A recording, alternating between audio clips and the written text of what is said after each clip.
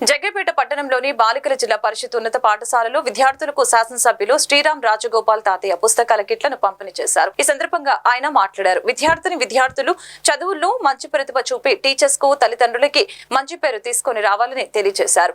అనంతరం నిర్మాణంలో ఉన్న నాడు నేడు పాఠశాలల భవనాన్ని పరిశీలించి ప్రారంభానికి ముందే స్లాబ్ పై నీళ్లు నిలిచేలా నాసిరకం పనులు నిర్వహించారని, నియోజకవర్గ వ్యాప్తంగా జరిగిన అవకతవకల్ని ఉన్నతాధికారుల దృష్టికి తీసుకువెళ్లి తగిన న్యాయం జరిపిస్తామని అన్నారు. కార్యక్రమంలో స్కూల్ యాజమాన్యం మరియు టీడీపీ, బీజేపీ, జనసేన పార్టీ నాయకులు పాల్గొన్నారు.